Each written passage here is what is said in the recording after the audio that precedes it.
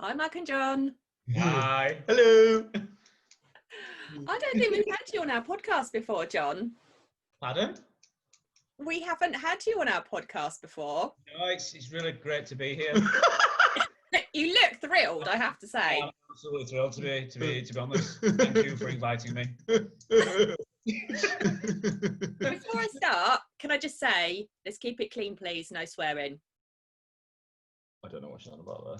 Thanks. Yeah, I don't know without saying that. Clearly not me. I've done these before. John, not so much. Ooh, this is going to be good. Challenge accepted.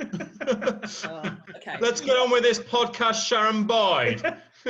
Right, we're talking about culture today, which we can all get, I can certainly get a feel of your culture just from sitting here. You put it out on digital media a lot so people can feel it, but why is it important to you to have a strong culture? Well, because you don't want douchebags in your business. No, am I joking? The reason why culture is really important to us is because there's a lot of companies that talk about, oh, it's a great culture, it's a great vibe and everything like that, but it's not led from the top. I've worked in companies before where you almost feel the culture within the cliques in the organization, but you get up to senior management level and it's snoozeville. But for us, I think culture drives strategy, but also there is that sad, horrible cliche saying that I don't want to say, but I'm going to say, is that culture eats strategy for breakfast. And it really does. The reason why we've got a strong culture is because, one, we're brothers, and two, is because we don't take ourselves too seriously at all. At all. Absolutely rinse each other mercilessly. Yeah, he's got a smelly bum bum. Wrangle. Ooh, it's a 20-footer. How do you think it gives you a competitive edge? Well, look at us. Yeah. I mean, for one, we're Adonises. I mean, look. Cool. But I think for us, is what you see is what you'll get. How we are now would be how we were in any meeting, be that an investor pitch, be that within big client meetings, because I think people can smell I'm not allowed to swear, people can smell the BS. Yeah. I'm not a corporate suit. John's definitely not a corporate suit. But when we talk to people, it is authentic. People buy from people. Well, yeah, and the proof's in the pudding, though, isn't it? I mean, you don't. Who's gonna? It's all right selling an IoT dream that we always talk about, but you need to meet the people that will do it, and we will tell you exactly what we can, and more importantly, what we can't do as a result of that. And as I said, the way that we are now, and you can testify to this, Sharon, is it's just us 24/7. This is a very vanilla version. Yeah, it is a massive. It's not even a Neapolitan, is it? No, it's you not, don't even no. get the chocolate or the strawberry. You're just getting the vanilla. Yeah, you are quite toned down. Thank No you. raspberry. So if you had to put into words what your culture is like, how would you describe it? Say again. If you had to put into words what your culture is like, how would you describe it? God. I was A lot of breath. I was going to do that reference of that film, Night Watch. If you've ever seen a film called Night Watch and Vince Vaughn's describing what that emblem in, that's it. It's shut the and dance. Yeah. It's just, I don't know. Pay my face and look at my voice. Yeah, exactly. I don't know. It's an open, honest, brutally honest culture. I think we are a family. It is a family business. You come in here. You work hard, you work your socks off, and you are treated as a member of the family. And what are families like? Families argue, families bicker, you trip and you fall, but family members don't kick you when you're down. They pick you up, they dust you off, and they say, go again. That's exactly how I describe our culture. It is a family, northern, very brutally honest culture. And you will have an awesome time here. It's just I can't describe it as simple as that. You are who you are here. You can be yourself. You don't have to be something you're not. How many times has anybody watching this gone into the corporate world and you wear a corporate mask, and when you come out or when you're with your friends, yeah, exactly. It is just like that. But here, you are who you are. You're an individual, and you can be who you want to be as long as you work your socks off and do what you say you're going to do. Then it's awesome.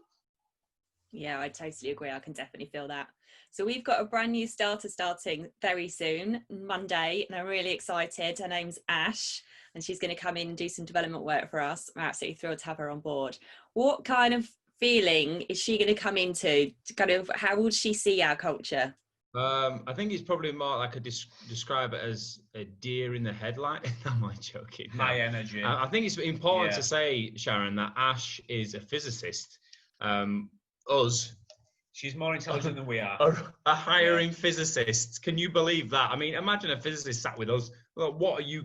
The thing, we speak a different language. Go do stuff. Do the IoTsy. Hey.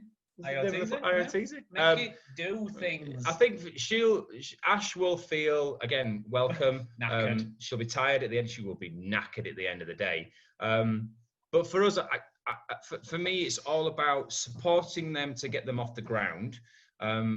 Holding their hands, because it's an intern. Some are interns, so she needs to be feeling helped and supported. But for me, I want her to stretch. I want her to make mistakes. I want her to learn from those mistakes. I want her to try new things, but I want the environment around her to feel like she can.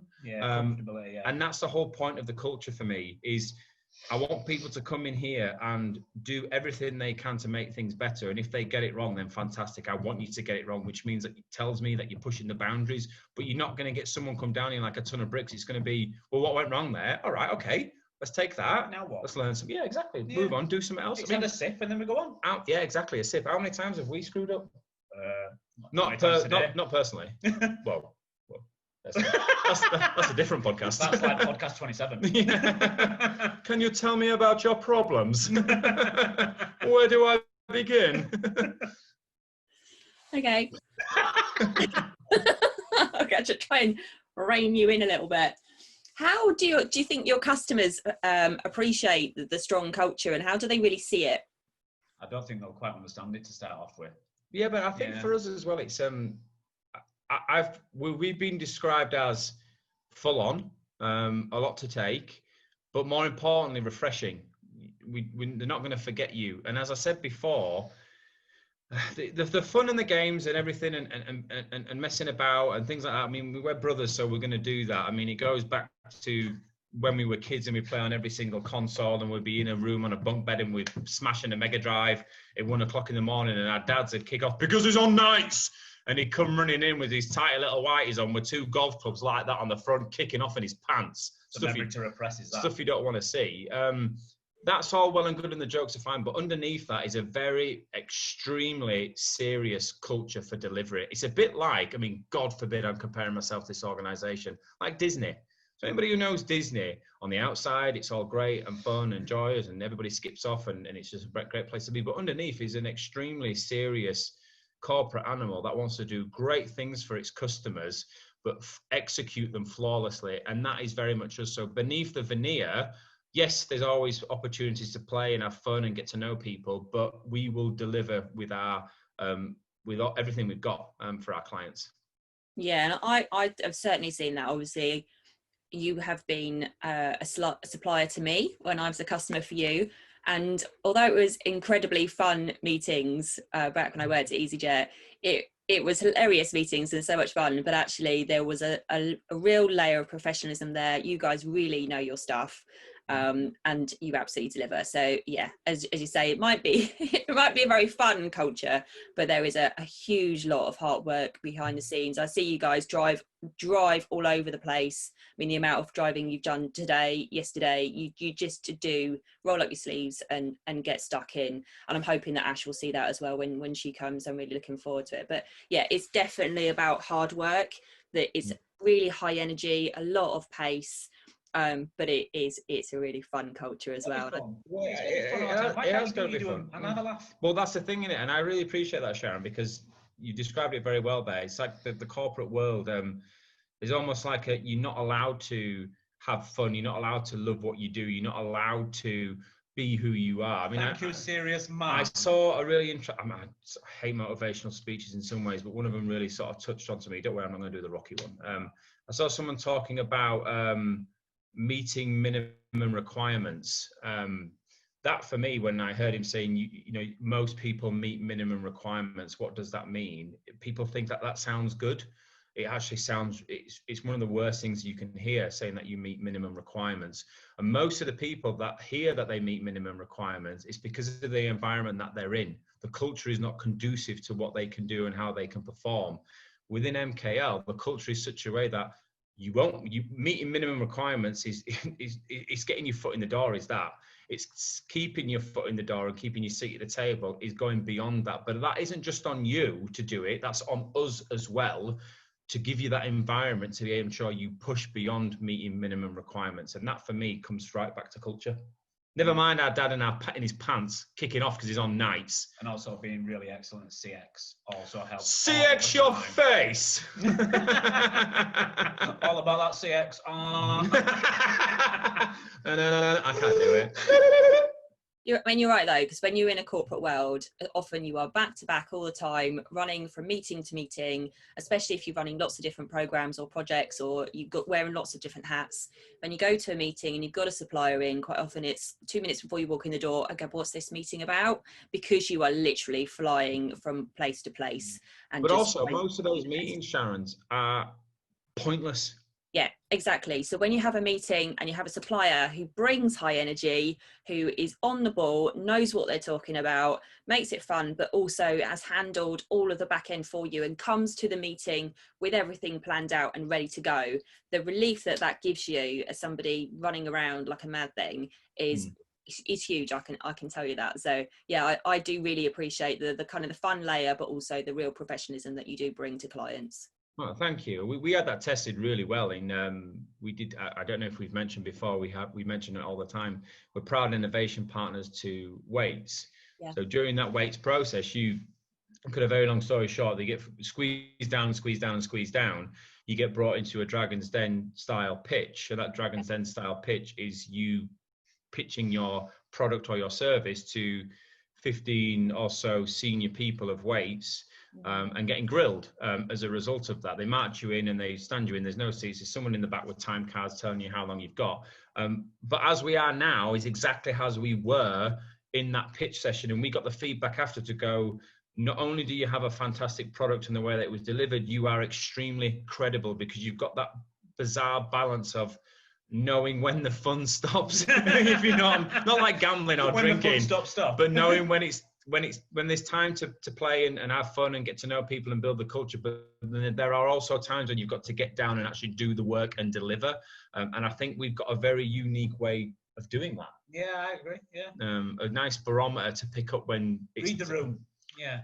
Yeah, exactly. Yeah, I mean, yeah, exactly. And then for us, I guess the last sort of in terms of our culture, John brought this in, but we live and die by it, is not making people important when they're important. They are always important. And what I mean by that is, how many times have you worked in an organization and someone's come to you and hasn't spoken to you for weeks when they want something from you, or someone's picked up the phone to ask for something from you and you haven't heard from them in months and months? That's not maintaining relationships. I think within MKL, the culture that we have is, once you build that relationship and you take that time to do it, we see that as an asset. It is an asset that you need to sweat, and it is an asset that you need to build on. And as a result of that, you should not make people important when they're important. They're always important, always checking in, always asking how things are, not with any angle or any graft to try to get something. Yeah. It's how are you? I spoke to someone very senior today in a very big company, and I rang them just to ask how they were and to thank them for how good their team was. And the response that I got back was, okay. Whoa, this is a bit different, isn't it? What's all this about here? But we had a great conversation. Not once did we speak about work. And I know I'm teaching people to suck eggs, but I have been absolutely gobsmacked since doing this. How many people cannot do that? Lots of people say they can. You watch, or for those of you watching this now, you look at your phone, you look it back at the last 10 people that have called you, how many of them called you to ask you for something, and how many of them called you just to see how you are? So yeah, that is all about culture and CX. It's CX. The other thing that's quite unique about you guys is your marketing. So just tell me about what different channels you use and how yours is a bit different to others. Well, for me, it comes back to, again, being in the corporate world. When I was in the corporate world, I used to watch and see some of the marketing that I'd go out and it would be snoozeville. Really, really, really boring. Yeah, like that. Being in your own company, you can do what you want. But for us, we use LinkedIn, we use Instagram, we got a pseudonym on TikTok, Manuka Technologies.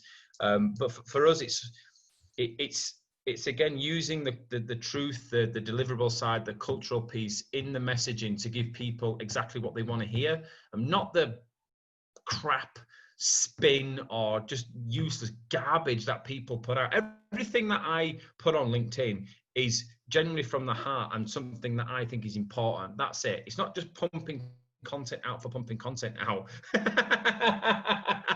it is very important for me, and as well as the marketing side of it as well. But you can only touch so many people face to face. You've got to have other things that do a lot of the legwork for you, which is why we do the podcasts, we do the YouTube videos. We use Toonly for a lot of pitch. Again, I mean, I'm giving some secrets away here, but for our pitches, for our end of meetings, for our agendas, we use animated cartoons and software to design that, writing it. It takes time and effort to do that rather than pulling an agenda together and send it to someone. But we do that because we want to be different. And plus, we want them to see that we genuinely care. Be that through an above the line marketing or below the line, however that is. I want them to feel the passion and the culture that we've spent a lot of time building. And I think that really comes across. Well, I'll close there, but thank you for sharing tonight, and thank you for being fairly well behaved. Thank you. You can see really repressed. You can see me bouncing like that. It's because I don't need the toilet. It's because it's like trying to hold back the floodgates. There'll be an over 18 version in the future. You must be 18. Show me your ID. What can we expect next time? Hmm? What can we expect from you next time? What are you going to tell us about next time? Well, to be honest, I'd love people to tell us.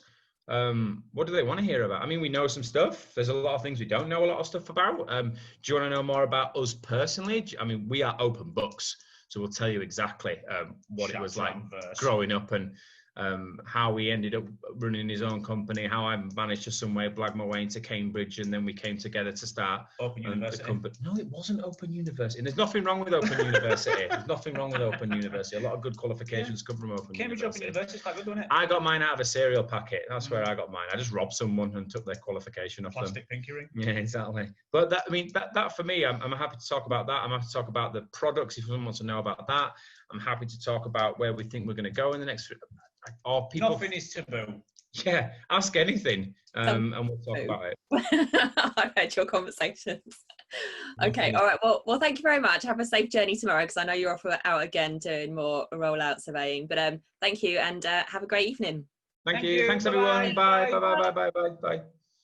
Bye.